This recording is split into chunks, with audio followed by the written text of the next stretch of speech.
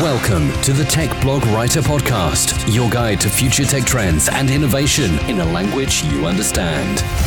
Now, over to your host, Neil Hughes. Welcome back to the Tech Blog Writer Podcast. How is everyone? Now, I've got a big confession to make, gang. I'm off to another event next week called Aptus Accelerate, so I'm going to be recording live from San Francisco, and there is a chance that I might get to meet Richard Branson, which is pretty cool, right? But as always, if there is anyone listening that would like to grab a coffee and say hello, just DM me on Twitter at Neil C. Hughes or email me techblogwriter@outlook.com, because as always, I always try and meet a listener on every trip. It will be a whistle-stop flight, or flight should I say, so 14-hour flight time for a 3-day trip is not as glamorous as it sounds. But I'll be honest with you, I love the opportunity that I've been given here to talk about what I love, meet inspiring people. And that's not just the guests either. That's each and every one of you that tune in each day and take the time to meet me on my travels and share your story with me as well. It's you guys that make this show work. So a big thank you. And there is a coffee waiting for you in San Fran next week if you would like one. Now, on to today's show. Now, when someone hears the word sales, it certainly doesn't inspire the thought of fun, does it? But Krishna Depura, the co-founder and CEO of a company called MindTickle, he aimed to address this when he launched his own company back in 2012. Now, he leveraged technology to have fun at work while also learning and solving real problems. He and his co-founders wanted to create something that provided the flexibility for creativity, continuous challenges for growth, and solve those hard problems. For example, when a salesperson joins a team, they often need to gain new skills about a product and industry and competitor knowledge, etc. And in fact, over the last 15 years, as part of all that, 52% of Fortune 500 companies have completely disappeared. Now, the ones that do survive recognise the importance of shifting the conversation from product to relationships, essentially completely reinventing their sales behaviour. So it's a great story, so buckle up and hold on tight as I beam your ears all the way to San Francisco so we can speak with Krishna Depura, co-founder and CEO of MindTickle. So a massive warm welcome to the show, Krishna. Can you tell the listeners a little about who you are and what you do? Hello, everybody. I'm Krishna, and I'm the co-founder and CEO of MindTickle.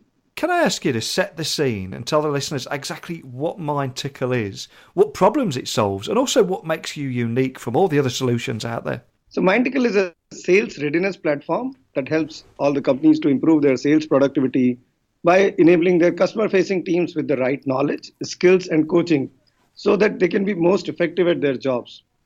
And the important thing is, historically, this has been done in classrooms and more one-on-one settings and very traditional and ad hoc methods. What we are doing is we are doing it by combining the power of mobile, gamification, data, and intelligence. What that does is not only it helps engaging your sales reps, but also gives a lot of insights to business leaders, and that helps them find the specific gaps in the customer-facing teams and go and fix them. And that is how they are able to continuously improve their sales productivity and the experience that they are having with their end customers. Now, when I've been reading up on you guys, I loved your backstory straight away, because I read that when you launched your company way back in 2012, you had a concept that a man like me could appreciate, which is pretty much have fun at work while learning and solving real-world problems. So you and your co-founders wanted to create something that provided the flexibility for creativity, continuous challenges for growth, and also solve hard problems. So can you tell me more about that refreshing approach and why you felt that it was so important to take that route? Absolutely. So if you go back in 2010, that is the time when Facebook was obviously, getting most popular. It was becoming like a mainstream stuff. And then there was companies like Zynga, which had launched, I don't know if you remember, do you remember Farmville? Oh, yes. Yes. I've wasted some hours watering plants on Farmville, let me tell you. So when we saw that power, that now with the new kind of mobile, new kind of social networks and all this kind of small fun gamification, how it has entered into consumer world, and even like things which are not material, giving them any output. People were spending so much time on these social games. We realized that this can be leveraged, this kind of creativity. What if you can leverage this power on the behavior along with learning? So why can't learning be made fun? So that was the challenge with which we started. And this is even before we started the company. So we started doing online treasure hunts, which was all treasure hunts, but with a specific purpose of knowledge. So you will start on history or geography or any given topic. And we realized that people got hooked onto this. They were very engaged. And with this entire knowledge was presented in small bits, pieces, in a challenging, fun way, with a little bit of gamification and badges, people were absorbing a lot more. And that is how we came up with this concept that, there's an appetite where people want a new kind of experience of learning and creativity. And as long as you keep your people engaged and provide a consumer kind of experience, but still provide value, there's a lot of buyers out there. The entire landscape is shifted. And that is where we decided that when the consumer, these are the same kind of people who are sitting in the office and then they are going home and having a consumer experience. So why can't that experience come into the business market? Initially, when we presented this idea to a lot of, companies and investors, not many people believed that the business behavior will change. But over a period of time, we have been successful, and now we are seeing not only MindTickle, but everywhere a consumer kind of atmosphere coming in even the business enterprises. I love your story there of how you quickly realise that you're able to make that greatest impact in sales and enterprise with that new mindset. But can you talk the listeners through a few examples of such? And when, let's say, a salesperson joins a team and they needed to gain new skills in a product or an industry or competitor with no prior knowledge, how does that mindset kind of work in that kind of scenario? Whenever you join, especially with salespeople, when you come and join, you already have some of your sales skills that you are bringing, negotiation, your contacts and all that stuff. But what is important is, as when you join, as soon as how can you be, totally updated about the company's messaging, about company's product, about company's, value proposition that you are bringing to the customers. So as soon as they join, so the most important part, for example, is how do you onboard them much faster. So when they join in MindTickle, it's a very structured program, and sometimes it is done in a very nice, milestones and maps, that there is a journey which you are taking. So, there's like a day one journey, day two journey, and all this journey is visually represented. So now when you come in, you have a complete idea of what you are doing. There's a perceived control and there's a perceived progress. As you make your journey, you know that, okay, you have achieved milestone 1, now you are going to a boot camp, and now you are going to do some practice session. So all these things, when you get in a very structured way, the other part is everything is done along with a combination of web, mobile, and online and classroom. So suddenly, your long schedules, which were packaged earlier into 3 months and 6 months, and you had no idea, as soon as you get into the company, within a couple of months, you are completely productive. We have seen that most of the companies, they have reduced their onboarding ramp time, which used to be like 4 to 6 to 8 months.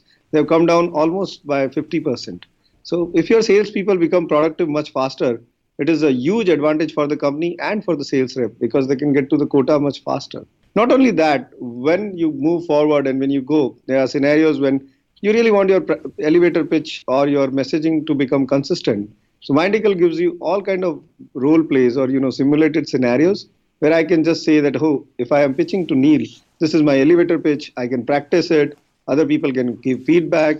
So suddenly there's instead of individual learning and no feedback coming up, it opens up a whole world where you are learning from peers, you are getting feedback, there is a structure in process, it is informal, it is mobile. Suddenly, so you bring in, the salespeople love flexibility and the way they can grow fast and get the most out of it. And that is what we provide.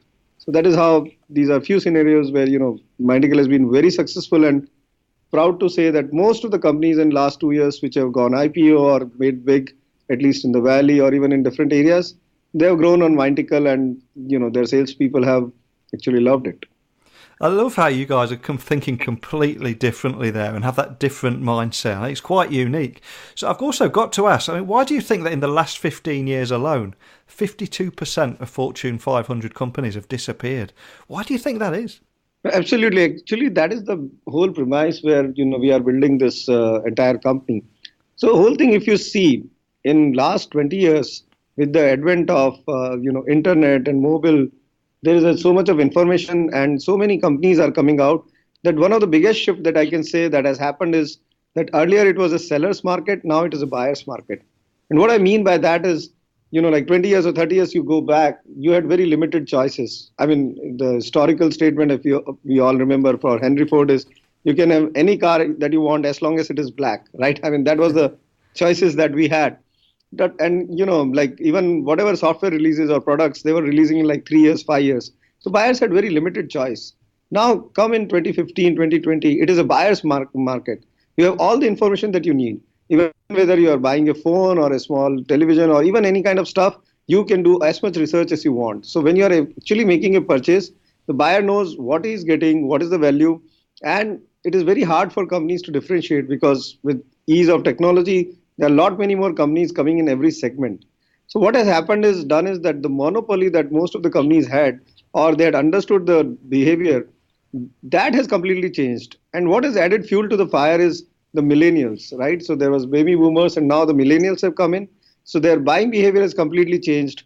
Today they don't want to have anything. So there's a completely there's a Uber of the world, and there are the Airbnbs, and then this mobile experience. So completely the landscape has changed. And that is one of the reasons that these 500 companies which were caught off guard, the change of pace was earlier happening in 20 years, 30 years. Now it is happening at a pace of like almost 2 to 3 years, the market and landscape changes. That is where these Fortune 500 companies have to understand. And many companies who are not aware of this or not able to predict this actually got off guard and they were thrown out of the business. I mean, like Blockbuster is a great example. They were not even aware. They never thought that though their research study said that there actually people love to come and drop this, CDs and all this stuff. Whereas the real market was actually being captured by Netflix. So that's where this change in behavior and the consumer behavior, I'll personally say, is one of the major reasons where these companies are getting off guard. I'm so glad you mentioned the landscape changes and the changes in consumer behaviour there. So as a result of that, do you think businesses must adapt very quickly now and embrace innovation, creativity, and of course technology just to stay ahead of their competitors? Absolutely. In fact, as we see that completely new technologies are coming up, and your competition is no longer from your traditional players. You are not aware, and something completely comes out from a new landscape. So that's where all these companies, even if you go and actually check the market, most of these large companies are going through a digital transformation. They are realizing that how they have to embrace technology, and it is not longer only the traditional technology companies. It is happening in every segment. It is a food and beverages company for supply chain logistics, whether it is a finance company on the consumer experience that you have to provide, banking on mobile, or it is even like companies like Walmart. They know that they have to continuously go and aggressively win the market in an online share where Amazon is there. So everywhere, every company is now coming up.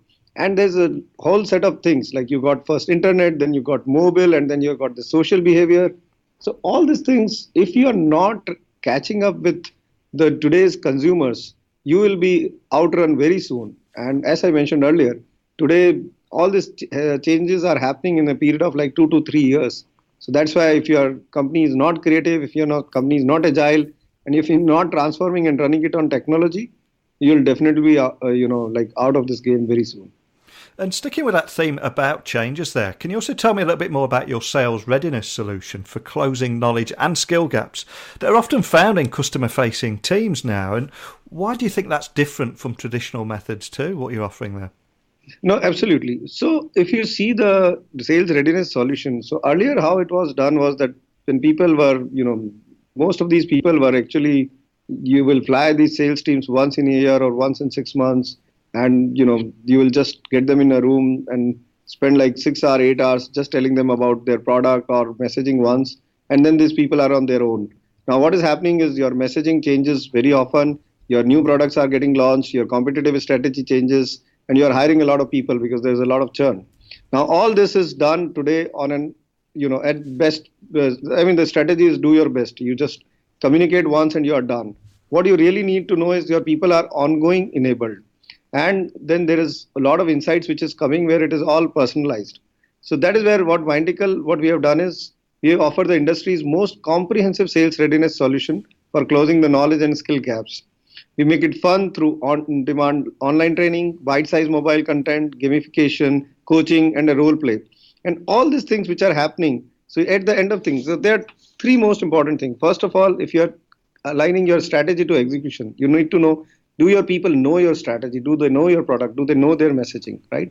If they know it, can they actually, show that behavior? And that is where can they actually practice it, where there is a lot of role plays and simulated scenarios where you can understand that the people will exactly behave in a certain scenario when they meet a customer. And then finally, what is happening in the field? Are you executing in this continuous way? So in this way, MindTickle gives you a comprehensive way where people are able to actually get their knowledge, practice it, and execute it in the field.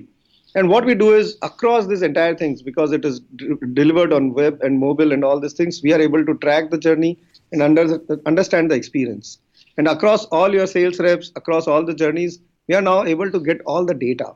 And because of this data and the sales performance data, we are able to correlate it and identify what exact gaps are there between your, the top sales reps, how they are performing good, and the reps which are, not performing so well. So because of all this behavior that we are tracking, we are able to identify the gaps and present it to the companies. So we are able to identify these people are not good in product knowledge, or these people need a better coaching, or these people need a better elevator pitch. And then suddenly, as soon as the companies need to get to it, we have systems and rules which automatically ensures that these people get better at that. So with this ongoing cycle, which is now driven by data and a comprehensive mechanism to prepare the sales teams, we have seen that the productivity of all these customer-facing teams go way up, because now there is a system and data-driven stuff which makes these companies work. So that is how the system is working, and we have got more than 200 customers which are very happy and seeing the success. So as a company that's incredibly people focused, what advice would you give to other CEOs or other founders out there listening that would actually help their employees to thrive? So one part that we are seeing is, again, both from sales point of view and from a company that I'm driving. So sales, I think, yes, what we have seen is that salespeople are also looking for their enablement. They really understand that they cannot do only the, simple coin-operated sales. Today, the sales has changed to a value-based selling, and they are looking for help and guidance from their teams. So if the companies are willing to present it and do it in a way that it doesn't interfere their work, it is, small, it is bite-sized, it is ongoing, it is continuous, salespeople love it. But if you are going to do the traditional way and take them out of their field jobs and make them sit through like 2 days or 3 days things, that's not going to work. The other part is most of these sales reps are looking for their frontline managers for coaching. Today's millennials, when they are getting into a job, they are not only looking for only the financial growth, but the career growth and an ability to actually improve their skills on an ongoing basis.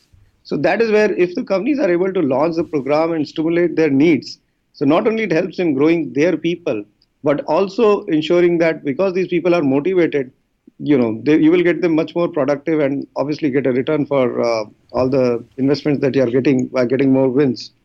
So that is the part where, especially if you are talking about the sales teams, that is how it will work.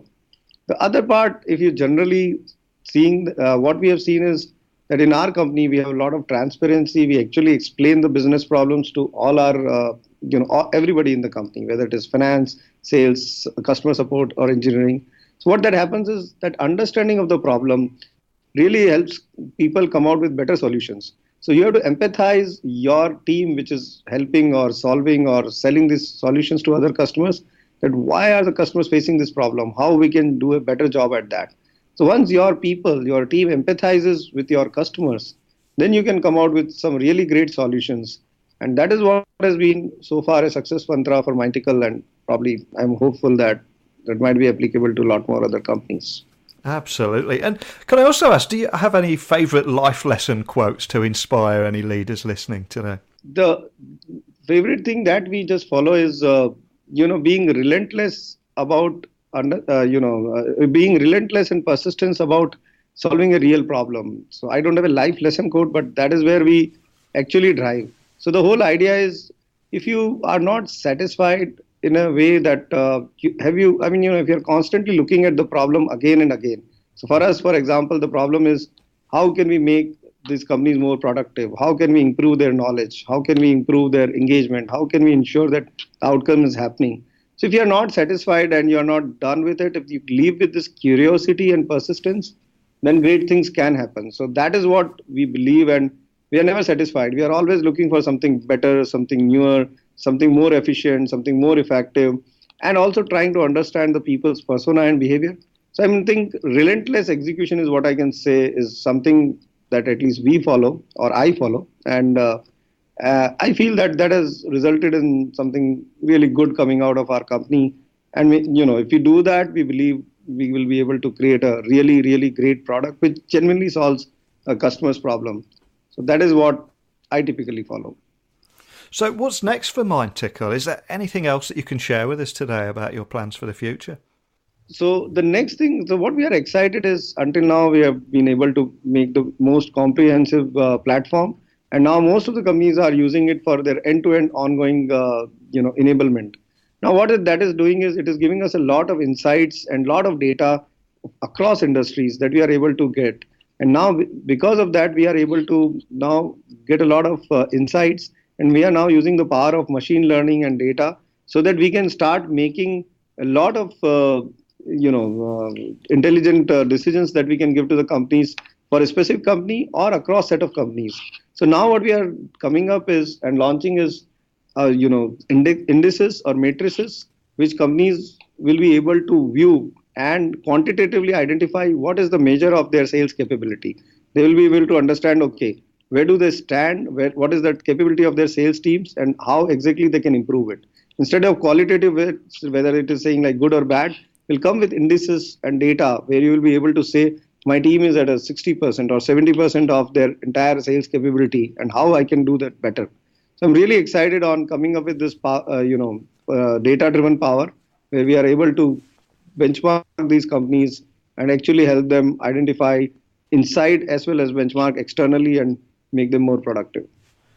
Excellent. Well, a huge thanks for coming on today. But before I do let you go, can I just ask that you remind the listeners of where they can find you guys online, and also contact a member of your team if they've got any questions after listening to our conversation today? Yeah, so they can always reach to me at krishna@mindtickle.com. So it's KRISHNA, Krishna @mindtickle, MINDTICKLE, mindtickle.com. Or they can also find me on LinkedIn. I'm generally available and I respond on that. Thanks for coming on the show today, Krishna. I love how you came across a real problem that was responsible for 52% of Fortune 500 companies completely disappearing over the last 15 years, and used technology to bring fun into sales and to learning. And as a result of that, today, MindTickle offers the industry's most comprehensive sales readiness solution for closing the knowledge and skills gap found in those customer-facing teams that we've all seen and experienced. But to make learning fun through on-demand online training, bite-sized mobile content, gamification, coaching, role-play, as well as a data-driven approach to reach those enterprise customers such as Forescout, HPE, AppDynamics, and the tangible results there of a 75% reduction in reps' time to productivity, it's got to be a great thing, right? But do you have any similar stories that you would like to share with me on the show? Because I want to gather stories of how tech is actually making a difference all over the world. And to get those stories told and get those stories shared, I need a little help from you all listening. Now, you should know my details by now, but as always, tweet me at Neil C. Hughes, and we can get sharing your stories too. Right, I'm off to pack for San Fran now. I mean, is it warm or cold in May? Let me know, gang, so I don't want to be the guy walking around in shorts and t-shirt if it's raining and freezing cold. But a big thank you for listening. And until next time, don't be a stranger. Thanks for listening to the Tech Blog Writer Podcast. Until next time, remember, technology is best when it brings people together.